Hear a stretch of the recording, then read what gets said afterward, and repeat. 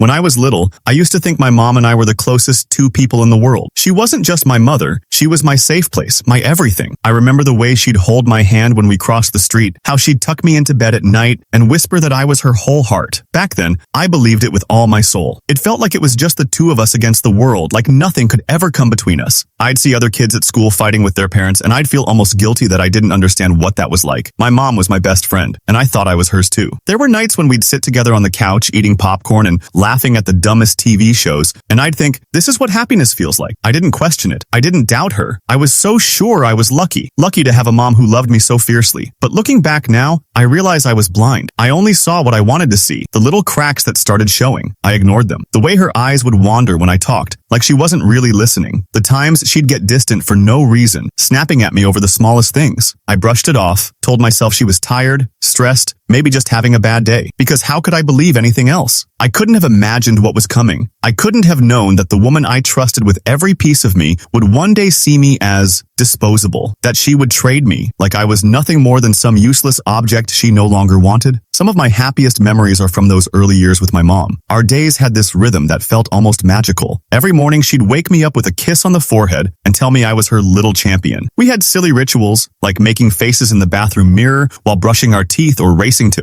see who could put on their socks faster. She packed my lunches with little notes tucked inside, things like good luck on your test or don't forget I love you more than anything. Those tiny gestures made me feel invincible, like I could take on the world because I had her by my side. At night, bedtime was sacred. She never skipped it. She'd sit at the edge of my bed with a book in her hand, reading until my eyes grew heavy. Sometimes she didn't even read. She just made up stories, wild adventures where I was always the hero. Before turning off the light, she'd brush my hair back and whisper, "You're special. Never forget that." I didn't. I carried those words like armor. Her love was my shield, my comfort, my confidence. But then, things started to shift. At first it was so subtle, I barely noticed. She began keeping her phone close all the time, her eyes glued to the screen. I'd tug at her arm, asking if she wanted to play cards or bake cookies like we used to, and she'd brush me off with, "Not now, sweetie." Sometimes she'd retreat into her room, locking the door for hours. I'd stand outside listening to the faint sound of her voice through the walls, not understanding why she was talking to someone else instead of me. The warmth that used to radiate from her seemed to flicker. Meals grew quieter. Bedtime stories became shorter, then eventually disappeared. I'd crawl into bed waiting for her, only to fall asleep alone. When I asked if something was wrong, she'd smile tightly and say, "Mommy's just busy." I told myself it was nothing. Adults had responsibilities, right? Maybe she was stressed about money or work or something I was too young to understand. I clung to the belief that the mother who once made me feel like her whole universe was still in there somewhere, just distracted. I convinced myself it would pass. But deep down, a tiny unease began to grow. Something was changing, and I didn't know how to stop it. I'll never forget the first time I noticed something different about her. She was sitting at the kitchen table, her face glowing in the pale light of her phone screen, smiling in this way I hadn't seen in a long time. Not the warm, familiar smile she gave me, but a secretive one, like she was living in a world I wasn't invited into. At first, I thought maybe it was a friend from work or some silly video she'd found, but the more I watched, the more I realized she wasn't just laughing at her phone. She was waiting for it, glued to it, like it was breathing life into her. Soon, the phone never left her hand. She'd cook with it balanced on the counter, jump at every little ding of a notification, even laugh softly to herself while stirring pasta. And when I asked her what was so funny, she'd brush me off with, "Oh, nothing, just a friend." But her nothing was everything. Then one night, she sat me down on the couch, her eyes shining in a way that made my stomach twist. She said she wanted me to meet someone. "He's just a friend," she said, her voice almost too casual. That's when I met him, this man from her phone. She introduced him with a kind of nervous excitement, like a teenager bringing home a crush. I tried to smile, tried to be polite, but inside, I felt this heavy ache. For so long, it had been just the two of us. Now, it felt like she was letting someone else into our little world, and I didn't know where that left me. After that, everything changed faster than I could keep up with. Our dinners that used to be filled with stories and laughter became her staring at her phone, typing away while I poked at my food. Weekends that used to belong to us were suddenly plans with him, and every time she left me behind, a part of me broke. I felt jealous, yes, but more than that, I felt invisible. One evening, I was walking past her room when I heard their voices through the door. At first, it was just laughter, but then I heard him say something that froze me in place. "This is our chance to start fresh, to do things differently this time." My mom's laugh followed, soft and dreamy, like she agreed. I stood there in the hallway, my chest tightening. Start fresh? Do things differently? What did that even mean? And where did I fit in this new version of her life?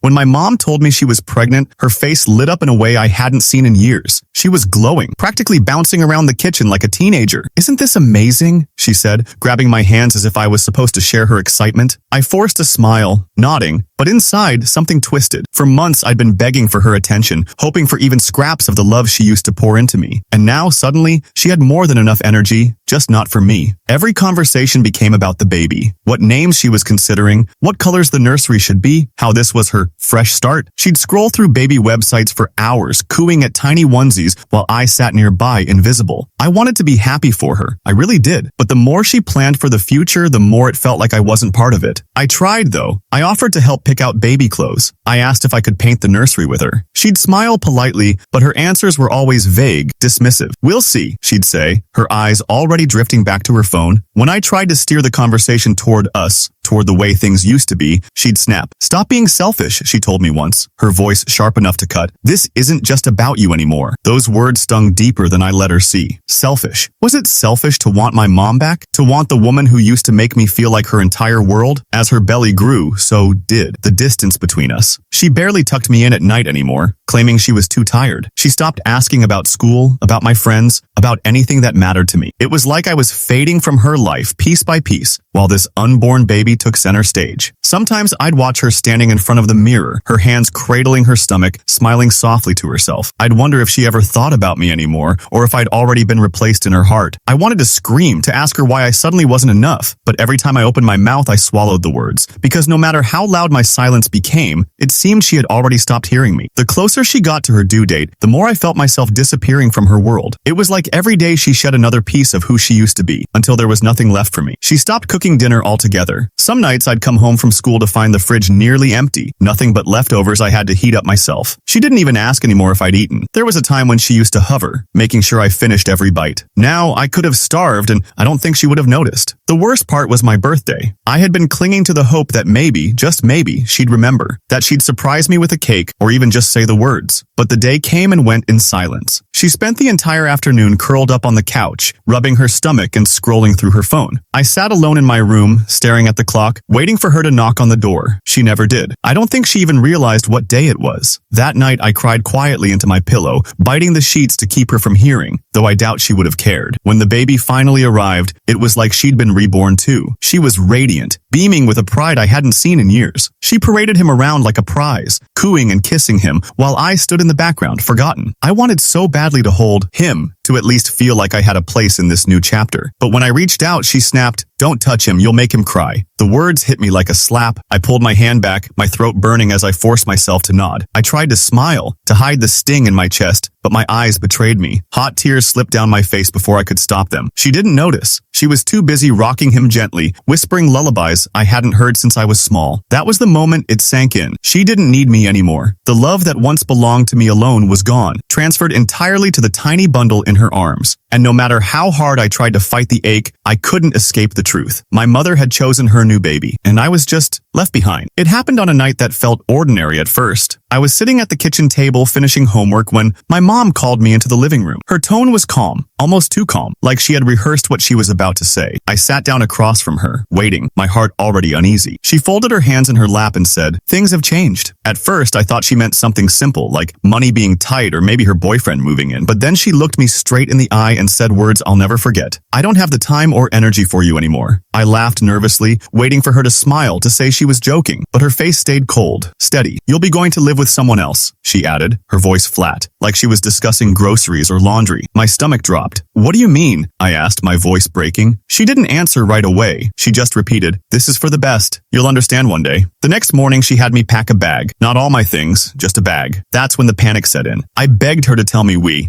were going, to promise she'd come too. She ignored my questions, humming softly to the baby strapped in the car seat while I sat in silence, fighting back tears. When we pulled up to a small, unfamiliar house on the edge of town, my chest tightened. Standing on the porch was a woman I recognized only faintly, some distant relative I'd met once at a family gathering years ago. She smiled politely, but it was the kind of smile you give to a stranger, not a child about to live with you. "Here we are," my mom said cheerfully, lifting the baby out of the car. She didn't even look at me when she told me to grab my bag. I wanted to scream, to cling to her, to beg her not to leave me there, but my voice caught in my throat, strangled by disbelief. We went inside. The house smelled different, strange. The woman tried to make small talk, asking me if I liked school, but my ears were ringing too loudly to focus. I kept glancing at the door, expecting my mom to walk back in and tell me it was all a mistake. But when I looked through the window, I saw her outside, buckling the baby into the car seat again. She leaned down, kissed his forehead, and smiled at him like he was her whole world. Then she drove away without even glancing back at me. I stood frozen, my bag hanging from my shoulder, feeling the air leave my lungs. In that moment, I wasn't her child anymore. I was nothing. I had never felt so abandoned in my entire life. The new house never felt like home. From the moment I stepped inside, I knew I didn't belong there. The woman, my so-called relative, wasn't cruel exactly, but she was distant, as if having me there was more of a burden than anything else. She showed me to a cramped little room at the back of the house, barely big enough for a bed and a dresser. The walls were blank, empty, nothing of mine except the small bag I'd packed. It felt temporary, like I was just passing through, but I wasn't. Meals were awkward. They'd all sit together at the table, talking quietly among themselves, while I sat at the far end, pushing food around my plate. Sometimes they wouldn't even wait for me. I'd come into the kitchen to find the dishes already cleared, scraps left behind. I'd eat alone, staring at the clock, wishing I could rewind time to when dinner meant laughter with my mom. I tried reaching out to her. I called, I texted, I even left long, rambling voicemails where I begged her to answer, to explain, to tell me this wasn't forever. But days passed, then weeks, and nothing ever came back. My messages sat there unread. My phone stayed silent. Every time I checked it, a fresh wave of emptiness hit me, heavier than the last. At night, lying in that suffocating little room, I replayed everything in my head. Every word, every moment, trying to figure out where I went wrong. Did I make her angry? Was I too much trouble? Maybe she really was right when she called me selfish. The questions spun around my mind until I couldn't breathe. Loneliness began to curdle into something darker. Anger. At her for leaving me. At the baby for stealing her love. Even at myself for not being enough to make her stay. It was like a fire slowly building inside me, burning through every memory we once shared. She had promised I was her whole heart. But now, in this cold, unfamiliar house, it felt like I had never been anything to her at all. The longer I stayed in that house, the more I felt myself slipping away.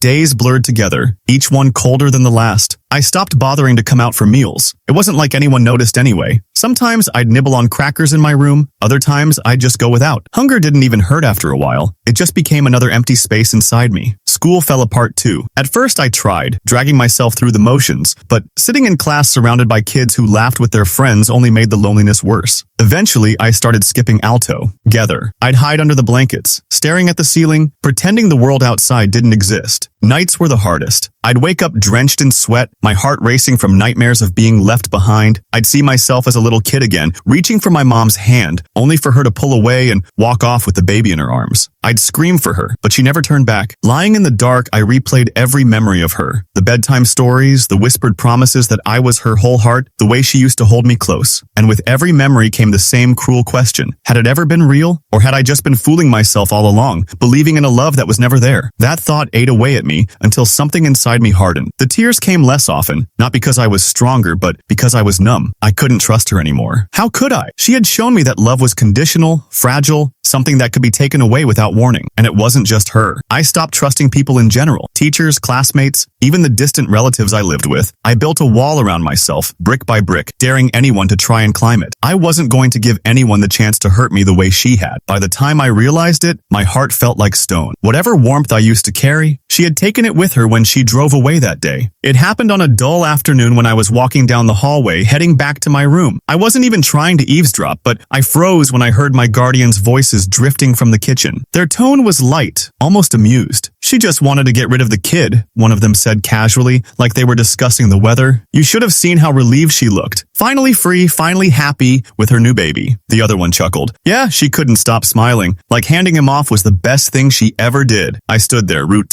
D to the spot, my stomach twisting. Their words echoed in my head, sharper than knives. Get rid of me. Relieved, happy with her new baby. I pressed my hand to the wall to steady myself, but it was like the floor had been ripped out from under me. For so long, I had been telling myself stories to survive, that she was just overwhelmed, that maybe she'd come back for me when things settled down, that deep down she still loved me. But hearing them laugh about how eager she'd been to discard me, it shattered whatever illusions I had left. Something inside me snapped that day. The tears that usually followed moments like this didn't come. Instead, there was this cold, steady fire in my chest. I realized I couldn't keep living like a ghost in someone else's house, waiting for a mother who had already erased me from her life. I wasn't her victim. I wasn't their burden. I wasn't going to be anyone's throwaway. That night, lying awake in the suffocating little room they gave me, I started to plan. Not some wild fantasy of my mom returning, but a real plan for myself. An escape. A way to take back control of my life before it was gone completely. I didn't know exactly how yet, but I knew one thing for certain. If she could choose a new life without me, then I could build one without her. And for the first time in months, the thought didn't terrify me. It made me feel strong.